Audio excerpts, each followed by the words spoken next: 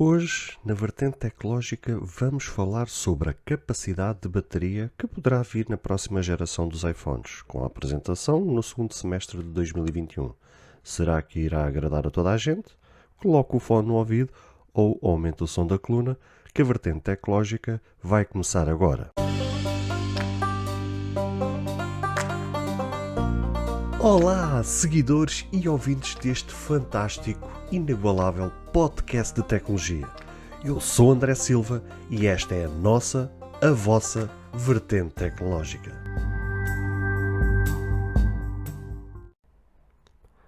Se você ainda não ouviu falar sobre Anchor, é a maneira mais fácil de fazer um podcast. Deixe-me explicar. É gratuito e existem ferramentas de criação que permitem gravar e editar seu podcast diretamente no seu telefone ou computador. Anchor distribuirá seu podcast para você, para que ele possa ser ouvido no Spotify, Apple Podcast e muito mais. Você pode ganhar dinheiro com o seu podcast sem um ouvinte mínimo. É tudo o que você precisa para fazer um podcast em um só lugar. Baixe o aplicativo Anchor gratuitamente ou vá a anchor.fm para você começar.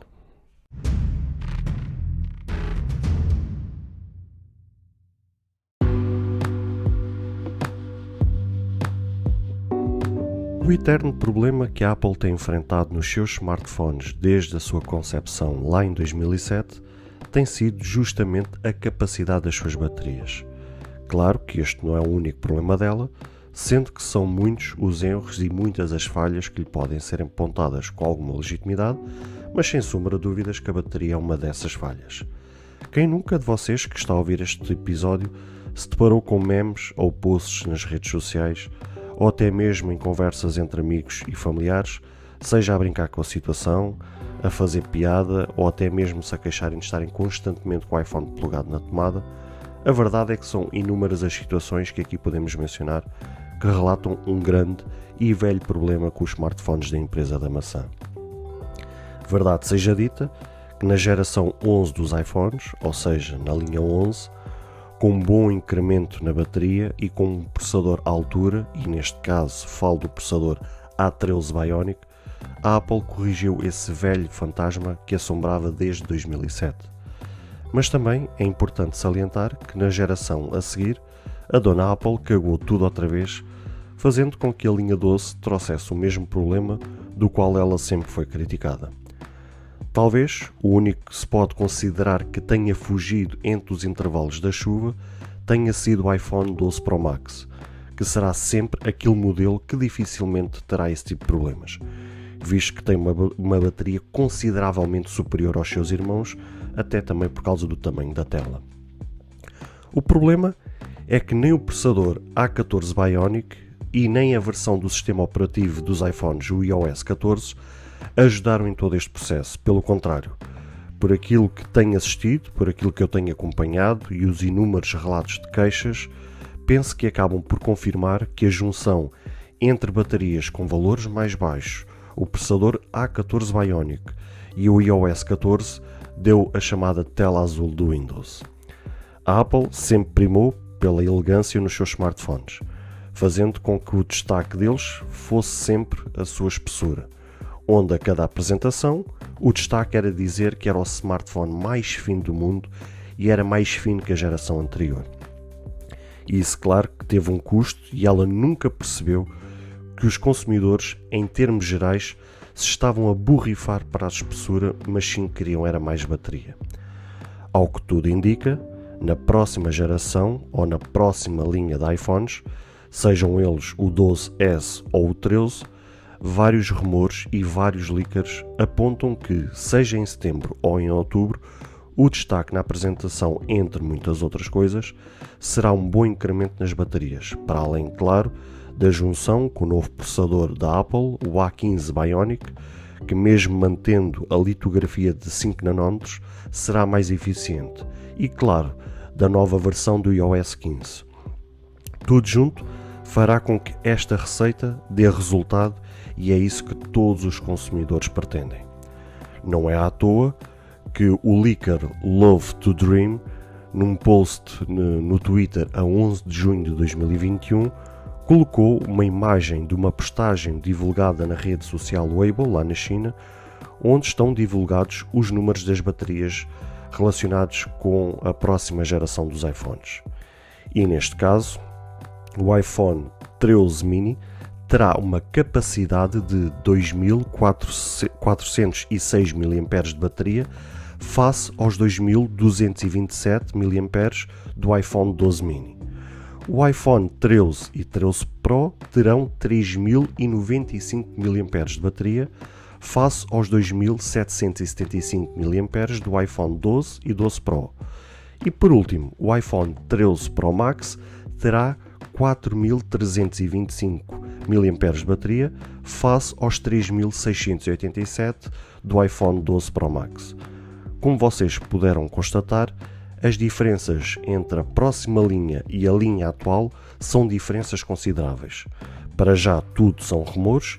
ainda que sejam muitos nesse sentido, mas só quando eles forem apresentados é que iremos saber se isto é real ou não. E como vocês puderam ver, eu trouxe-vos esta notícia hoje justamente para debater um velho problema da Apple, que era constantemente insistirem em lançar um telefone cada vez mais fino, cada vez mais elegante, porque acredito piamente que durante muitos anos o facto de eles lançarem produtos considerados premium, sejam eles smartphones, sejam eles portáteis, sejam eles tablets, ou seja aquilo que for, a visão da Apple, aquilo que eles sempre quiseram transmitir, seja aos mídias, seja ao público em geral, seja a quem fosse, a visão que eles queriam passar, a mensagem que eles queriam passar é que queriam entregar algo que fosse premium, ou seja, algo que fosse superior àquilo que encontramos normalmente no mercado. Ou seja, eu lembro-me de ter assistido uma vez a uma entrevista que um jornalista, acho que era um jornalista que tinha perguntado ao Steve Jobs, e curiosamente até o Tim Cook estava ao lado, o jornalista ou a pessoa que fez a pergunta ao Steve Jobs perguntou a questão do preço, porque é que eram caros, ou porque é que a Apple tinha essa visão de praticar preços caros. E a resposta justamente do Steve Jobs foi nesse sentido, que eles não queriam estar a entregar, seja que fosse um amigo ou um familiar, ou seja, aquilo que fosse, algo que não fosse bom, que não fosse premium, e isso que tinha um custo, ou seja, na visão dele, ele não poderia entregar algo que pudesse ter uma qualidade superior àquilo que estava no mercado com um preço mais baixo, ou seja, não era compatível. Se queres algo bom, algo com qualidade, algo que seja para durar, entre aspas, para toda a vida, entre aspas, tens que largar a nota. E foi mais ou menos esta a resposta que ele quis dar, ou seja, o que ele quis dizer é que não queria entregar ou vender a um amigo ou a um familiar, não queria ver nas mãos de um amigo ou de um familiar algo que não fosse premium, algo que essa pessoa, que ele fosse, seja um amigo ou que fosse um familiar, que pegasse naquilo e dissesse assim, epá, isto é uma porcaria. Não, a mensagem é, epá, isto é superior àquilo que eu sempre tive ou sempre aquilo que eu vi no mercado. Isso tem um custo, ou seja, a palavra premium, a palavra elegância, transportada para o mercado dos smartphones, neste caso aos iPhones, tinha obviamente um custo a pagar. Só que eu acredito que durante muitos anos a visão da Apple, talvez sob a liderança de Steve Jobs, e não sei se depois mais tarde, já com a liderança do Tim Cook, se a visão não passaria por como era algo premium, algo elegante, algo superior àquilo que estava no mercado, que era muito para um público nicho, ou seja, um público tipo para os executivos, para os diretores, para a alta patente da sociedade, tipo para os atores, atrizes, ou seja, aqueles nomes fortes do mercado, ou seja, que era algo que pudesse ser entregue por um público muito específico. Só que o que é certo é que isto ganhou tanta popularidade, os iPhones acabou por ser o sucesso que todos hoje nós sabemos, que permitiu que isto transportasse do público nicho para o público em geral. E isso, ou seja, essa transição de passar para um público específico para um público mais direcionado e passando para um público em geral, a Apple não soube se adaptar muito bem a essa transição, ou seja, o facto de o público em geral, ou seja, a pessoa comum, que mesmo que às vezes ganhe o ordenado mínimo, ter a capacidade de, com muito esforço, conseguir comprar um iPhone, se calhar a Apple não estava preparada para isso e então não soube fazer essa transição e que acabou por sempre bater na mesma tecla de apresentar algo extremamente fino, cada vez mais fino, e isso tinha sempre um custo. E ela também nunca se apercebeu e nunca lhe caiu a ficha que o facto dela ser gozada de estar sempre nas bocas do mundo pela piada de ter os seus iPhones que custavam 1000 e muitos euros, ou não sei quantos $1000, ou não sei quantos $1000, por algo que era sempre considerado uma piada, por ter uma coisa tão premium, mas ao mesmo tempo ter um cabo e um transformador ligados a uma tomada a toda a hora, que era algo que precisava de ser corrigido. Mas ao fim de 11 gerações a Apple conseguiu corrigir isso, ou seja, depois foi na linha 11, que é aquela que eu tenho, e comprei justamente esta geração porque o feedback que o público demonstrava era todo nesse sentido, era que finalmente na linha 11 a Apple tinha corrigido isso. Foi quando eu senti que era seguro avançar para esta aposta e comprovou-se que de facto a linha 11, a nível de bateria, juntando com o processador e juntando com o iOS, que foi na altura o iOS 13, a junção de tudo fez um enorme sucesso, ou seja, a linha 11 fartou-se de vender, teve um enorme sucesso porque de facto as baterias e tudo junto mostrou-se capaz de quebrar todos esses fantasmas que ela carregava do passado. Só que depois não sei o que é que aconteceu, não sei se por pressão dos acionistas que têm as suas cotas na empresa da maçã, que acabou por fazer pressão sobre a Apple a exigir, ou não sei se eles obtiveram algum feedback de algum nicho de mercado que pegaram nessa informação e resolveram na linha 12 voltar atrás, ou seja, tornar um telefone outra vez mais fino, com uma bateria mais pequena, e isso teve um alto custo, nomeadamente no iPhone 12 mini, que trouxe uma bateria mesmo de porcaria autêntica, que aquilo só dura meia dúzia de horas, e que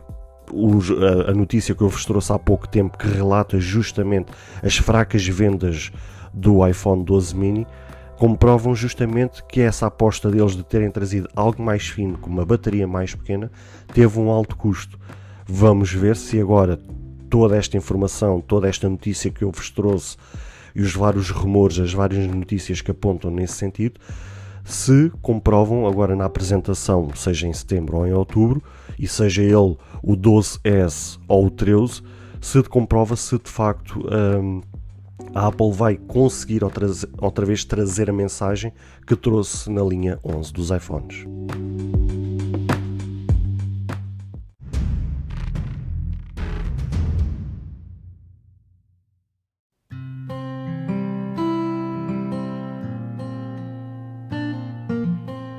Bem, caros ouvintes, chegamos ao fim de mais um episódio. Espero que cada um de vós tenha gostado. Se de facto gostaram deste episódio, passem no Apple Podcast e avaliem e comentem este podcast. Ou se a vossa plataforma de podcast permitir fazer alguma avaliação, então peço que o possam fazê-lo,